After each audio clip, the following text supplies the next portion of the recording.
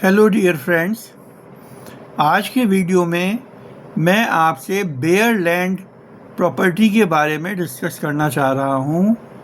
ये वो प्रॉपर्टी है जिसके ऊपर कोई कंस्ट्रक्शन नहीं हुई है, जो केवल बेयर लैंड है।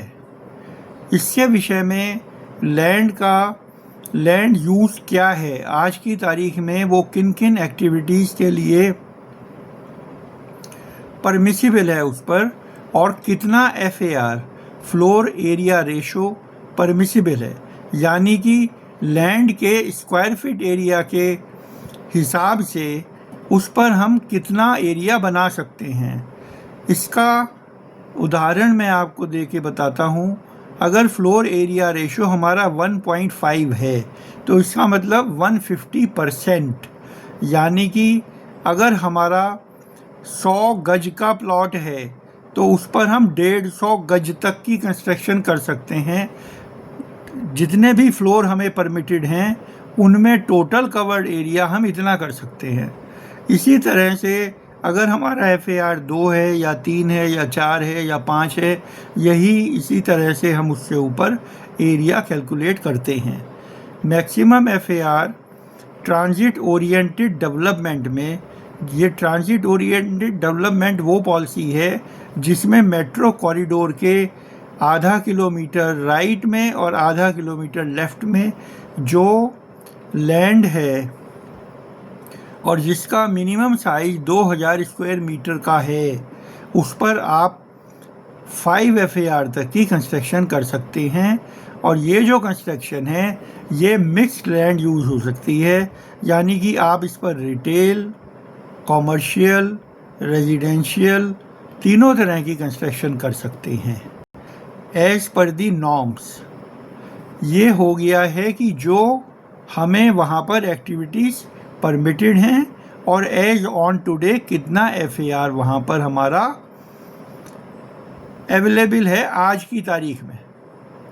जिस एक्टिविटी के लिए हमें वहाँ पर अभी हम लाइसेंस हमें मिला है, अगर हमने लिया है तो, या जिसके लिए लेना चाहते हैं, इसके अलावा और कौन कौन सी एक्टिविटीज़ हम उस पर कर सकते हैं, और उन सभी एक्टिविटीज़ में अलग अलग FAR हमें कितना मिल सकता है, ये एक नोटिफिकेशन होता है उस एरिया जोन के हिसाब से, जो आप प्राप्त कर लेंगे तो आपको इन चीज़ों की जानकारी मिल जाएगी।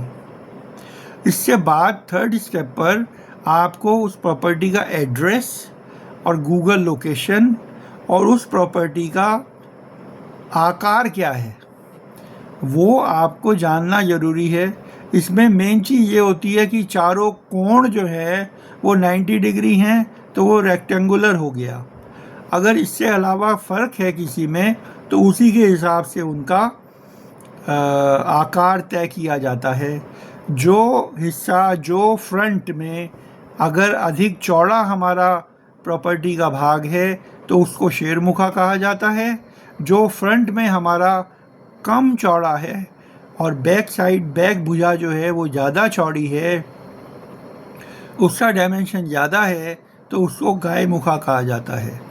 कॉमर्शियल यूज़ के लिए शेरमुखा अच्छा माना जाता है, रेजिडेंशियल यूज़ के लिए गौमुखा अच्छा माना जाता है।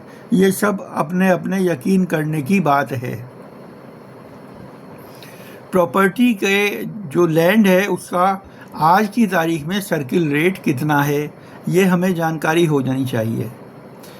ओनर उसकी कितनी वैल्यू डिमांड कर रहा है पर स्क्वायर फीट, पर स्क्वायर यार्ड या पर एकड़, वो कितनी वैल्यू डिमांड कर रहा है ये हमें पता होना चाहिए। उसमें चेक रेशो कितना है और कितने दिन में वो पेमेंट चाहता है।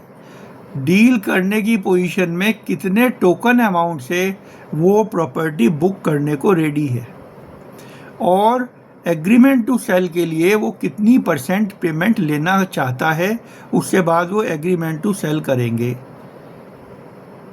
इसके बाद आप ये जानिएगा कि उसमें कितने ओनर्स हैं, यानी कि रजिस्ट्री और एग्रीमेंट टू सेल के टाइम पर कितने लोगों के सिग्नेचर उस पर होंगे, कितने लोगों की आवश्यकता होगी। क्या ये प्रॉपर्टी कंपनी के नाम है या इंडिविजुअल नेम में है, क्या इस प्रॉपर्टी पर कंपनी ट्रांसफ़र करने को तैयार है या रजिस्ट्री की ही डील है कि वो रजिस्ट्री ही करवा के इस प्रॉपर्टी को आगे ट्रांसफ़र ऑफ टाइटल करेंगे। इस प्रॉपर्टी का पोजेशन दो तरह से हो सकता है, symbolic possession and physical possession. Symbolic possession के बीच में ये हो गया कि आपने प्रॉपर्टी की 100% पेमेंट नहीं करी, लेकिन आपने उसकी पेमेंट 50% से ज़्यादा कर दी, तो कई केसेस में ओनर्स उसका सिंबॉलिक पोजीशन तो आपको दे देते हैं, मतलब कागज़ पर लिख के दे देते हैं कि ये प्रॉपर्टी हमने आपको दे दी है और हमने आपको इसका हस्तांतरण भी कर दिया है, हमने पोजीशन भी आपको दे दिया है इसका।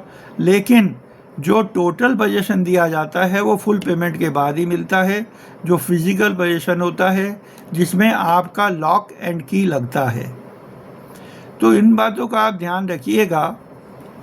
और लैंड पर अगर बिल्डिंग बनी हुई है और उसकी आप डील कर रहे हैं बनी हुई बिल्डिंग की, तो उसमें भी अगर आप लैंड के बारे में ये सारी जानकारियां जान लेते हैं कि आज की तारीख में इतना एफएआर तो बना हुआ है और इतना एफएआर हमें परमिसिबल है, इसका मतलब जितना परमिसिबल है और जितना बना हुआ नहीं है उतना हम और भी बना सकते हैं। इससे क्या होता है कि जो डील हम कर रहे हैं उसमें वैल्यू एडिशन हो जाता है और ओनर को हम बेटर प्राइस दिलवाने में कामयाब रहते हैं। एक चीज़ का और ध्यान रखना चाहिए कि जो एक्टिविटी आज की तारीख में चल रही है, इससे अलावा भी क्या कोई एक्टिविटी हम उसमें कर सकते हैं जिससे और भी वैल्यू एडिशन हो सके। जैसे कि कोई प्रॉपर्टी केवल रेजिडेंशियल के लिए यूज़ हो रही है, लेकिन जिस रोड पर है वो रोड जो है बाद में कॉमर्शियल डिक्लेयर हो गई या मिक्स लैंड यूज़ हो गई, तो उसमें क्या होगा कि ग्राउंड फ्लोर पर हम कॉमर्शियल एक्टिविटी कर सकते हैं अगर मिक्स लैंड यूज़ हुई है। अगर कॉमर्शियल हुई है तो वो पूरी बिल्डिंग कॉमर्शियल यूज़ में ली जा सकती है, जिससे फर्दर हमें वैल्यू एडिशन मिलता है और बेटर प्राइस हम ले सकते हैं। इन सारी चीज़ों की जानकारी से आपकी अपनी भी वैल्यू एडिशन होती है कि आपको कोई भी डील करने से पहले इतनी चीज़ों की जानकारी है, तो जिस भी ग्राहक को, जिस भी बायर को आप ये सारी चीज़ें एक्सप्लेन करते हैं उनके ऊपर आपका एक अलग का प्रभाव पड़ता है, एक अलग इम्प्रेशन पड़ता है, जिससे आपकी मार्केट क्रेडिबिलिटी बढ़ती है, मार्केट में आपकी साख बढ़ती है। आप इन चीज़ों का ध्यान रखें तो आपको बहुत सहायता मिलेगी। अगर आपको वीडियो अच्छी लगी है तो आप सब्सक्राइब, शेयर और लाइक अवश्य कीजिएगा और ऐसी ही जानकारी के लिए मैं भविष्य में भी वीडियोस लोड करता रहूँगा। Thank you very much.